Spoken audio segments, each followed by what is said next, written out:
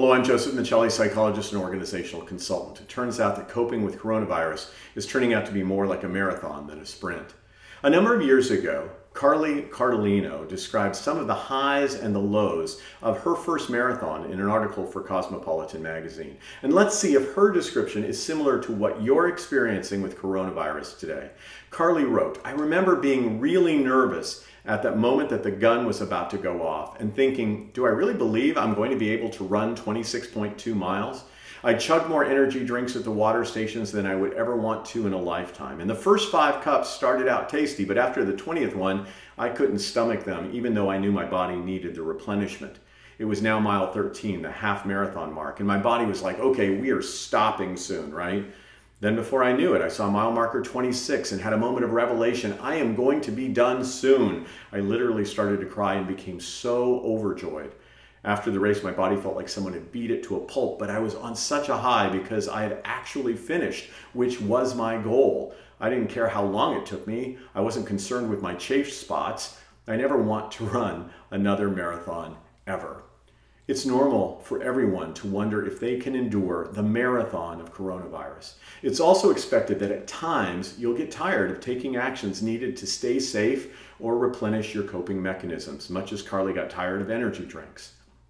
Unlike a marathon, we do not have clear mile markers to tell us how much longer we have in this race. As such, it becomes extremely important to focus less on projections like when a surge might occur and focus more on the next step in our coping marathon and then the step after that.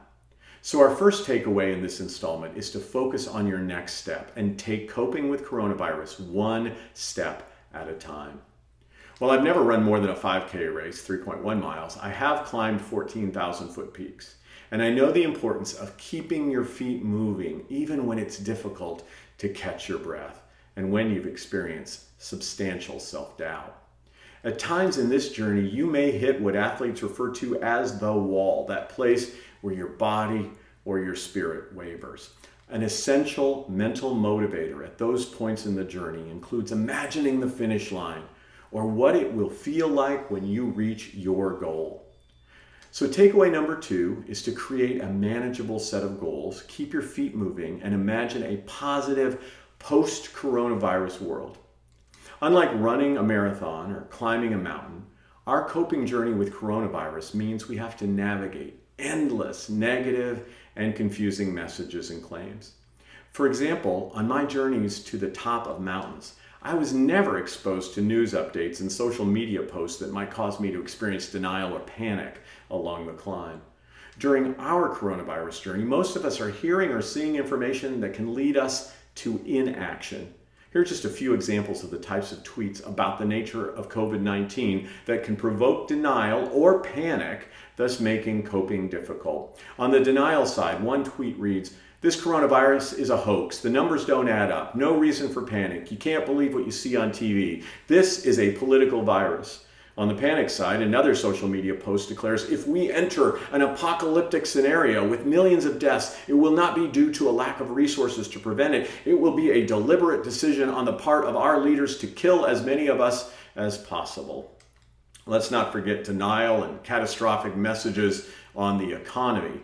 Predicting an easy financial future, one post suggests we are not headed for a depression. Yes, a recession will occur, but when people feel safe to go outside again, the market will recover quickly to exactly where it left off since there is greater demand than normal. Because of backlogged demand, we can expect quick economic recovery. On a more alarmist tone, a tweet reads, "Without a vaccine for coronavirus, we're barreling towards a depression-like downturn that could rival the 1930s. I'll spare you a display of similar examples of flat-out misinformation about how to stave off or cure the coronavirus.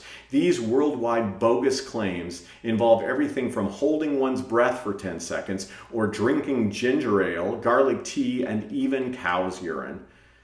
Given the clutter of madness in the media and social media today, takeaway number 3 is filter out information and misinformation that leads to denial or panic, and instead focus on content that helps you stay in the responsible action zone. Here's my last takeaway this week. Most of us have given comfort to others at a time of loss. Maybe it was offering support to a friend or family member when they experienced a personal setback or a loss of a loved one. You likely demonstrated a great deal of understanding to that grieving person. So now is the time to extend the same level of understanding and gentleness to yourself. In this time of loss, all of us are grieving at one level or another. We're all experiencing loss. Some of us are experiencing the actual loss of a loved one in COVID-19. Others are dealing with the loss of freedom, routines, or predictability. Many homebound children are experiencing the loss of daily contact with friends and personal contact with teachers and grandparents. That leads me to takeaway number 4. Now more than ever, drop any illusion of perfectionism in the context of loss. Be kind to yourself and to others in grief. In the past, our illusion of perfection has been fueled by stunning Instagram photos and social media posts of celebrities, influencers, and people who always seem to be happy and carefree. Now's the time to be real and know that everyone is in this together. Sometimes we're distracted, sometimes we're short-tempered, sometimes we're fearful, and sometimes we are deeply sad. By accepting yourself, you can accept others for a range of emotions and shortcomings, all made more prominent in times of grief.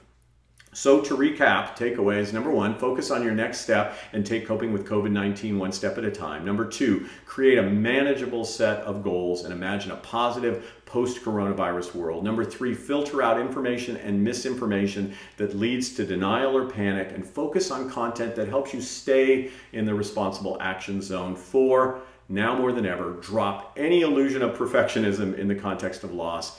Be kind to yourself and others in grief. And I look forward to connecting through future installments. Be safe and be strong.